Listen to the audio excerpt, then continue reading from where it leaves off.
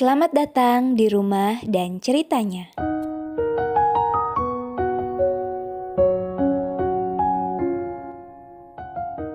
Jangan lupa subscribe dan selamat menonton kisahku kali ini.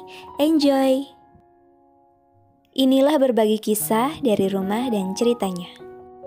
Pemulihan anxiety disorder dan GERD. Pastinya untuk teman-teman semua yang klik judul ini sudah tahu tentang anxiety disorder dan GERD dan juga sudah didiagnosa oleh dokter ya. Karena di video ini saya tidak akan menjelaskan tentang anxiety dan GERD itu, tetapi saya akan bercerita bagaimana untuk bisa pulih dan baik-baik saja sampai hari ini.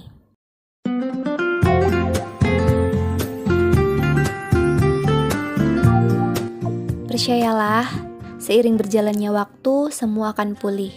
Dulu di tahun pertama saya mengalami anxiety disorder beserta GERD, saya pernah merasa ada di titik jenuh. Karena seakan tidak ada jalan keluar, setiap hari selalu dengan perasaan takut, cemas, bahkan panic attack. Di tahun pertama, saya bahkan mengalami penurunan berat badan, susah tidur, dan BAB cair setiap hari. Selain berobat ke dokter, saya juga melakukan beberapa terapi penyembuhan di rumah, dan itu butuh kesabaran. Yang pertama adalah herbal tea.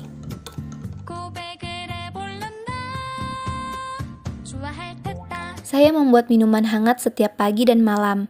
Jahe, daun pandan diseduh dengan air panas, dan setelah hangat campurkan madu. Jahe berguna untuk mengurangi peradangan dan pandan menenangkan, madu menyeimbangkan energi dan masih banyak khasiat lainnya.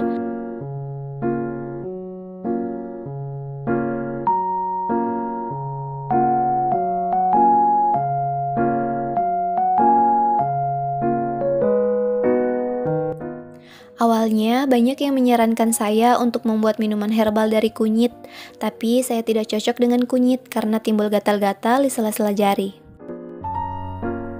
Kedua, beryoga.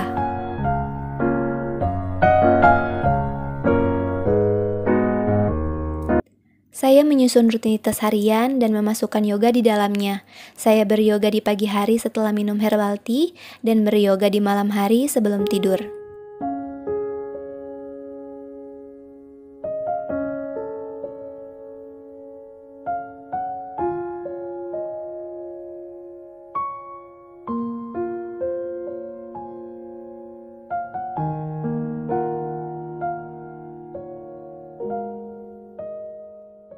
Ketiga, meditasi. Beberapa kali saya melakukan meditasi, mengikuti tutorial di YouTube. Bulan pertama saya rutin melakukan meditasi pas setelah bangun tidur. Tapi sekarang sudah mulai jarang saya lakukan dan berencana untuk melakukannya lagi karena membuat saya lebih tenang dan juga lebih stabil dalam hal emosi. Keempat, zikir pagi dan petang. Setelah selesai sholat, saya membaca zikir pagi dan petang beserta artinya. Seringkali ketika saya menghayati artinya, saya menangis, tapi setelah itu semuanya jadi lega. Karena saya merasa bahwa saya tidak memiliki kendali untuk apapun dalam hidup ini, kecuali diri saya sendiri. Bahkan yang menjadi milik sendiri, saya tidak memiliki kuasa untuk semuanya berjalan sesuai keinginan.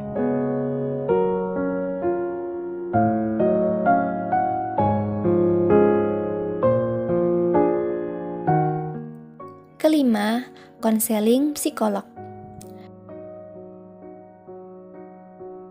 Saya juga mengikuti sesi konseling selama beberapa waktu untuk bisa menemukan hal apa yang harusnya saya perbaiki untuk bisa lebih tenang, untuk bisa mengontrol rasa cemas yang berlebihan tentang apapun itu, tentang kabar berita, tentang dunia, dan khawatir dengan banyak hal.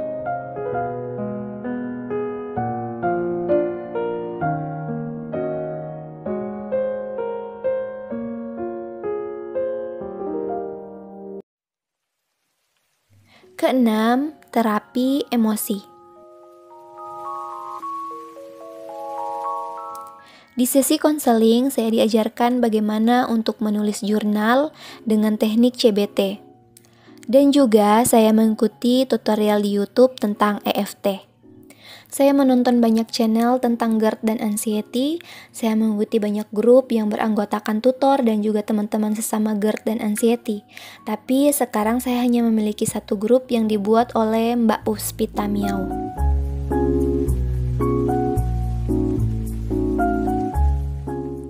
Ketujuh, soal makanan. Mungkin kalau soal makanan teman-teman jangan ikuti karena saya memiliki pola makan yang salah, dan ini bukan termasuk yang baik untuk diikuti.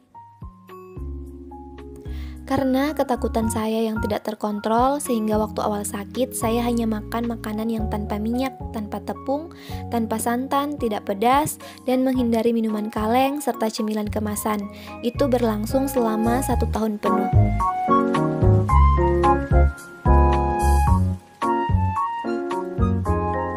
Padahal dari hasil pemeriksaan dokter, saya tidak disarankan untuk melakukan pantangan makanan.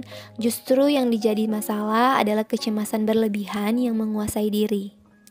Sampai sekarang, saya terus mencoba sedikit demi sedikit untuk bisa makan berbagai jenis makanan seperti sebelum sakit dulu. Karena saya tidak ingin terjadi alergi lagi yang membuat saya gatal-gatal seluruh badan.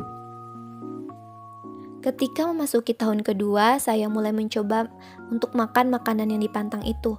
Karena terlalu lama sehingga saya mendapatkan banyak alergi, sampai berbulan-bulan timbul gatal-gatal di seluruh badan.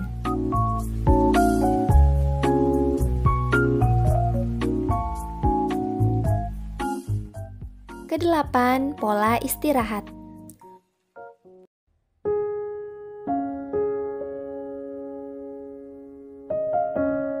Waktu awal penyembuhan, saya tidur malam jam 9 dan bangun jam 5 pagi. Saya tidak tidur siang karena kalau tidur siang pasti malamnya saya susah tidur. Setiap beraktivitas, saya selalu menyempatkan waktu untuk beristirahat sebentar. Saya beraktivitas setelah 1 jam selesai makan dan berbaring setelah 2 jam selesai makan. Bantal untuk tidur disusun lebih tinggi untuk mencegah asam lambung naik di saat tidur. Namun, saat ini saya mengalami perubahan tidur di atas jam 12 malam. Berhubung karena membuat cerita ini, saya jadi mulai berpikir lagi untuk berubah jam tidur seperti dulu agar bisa lebih sehat.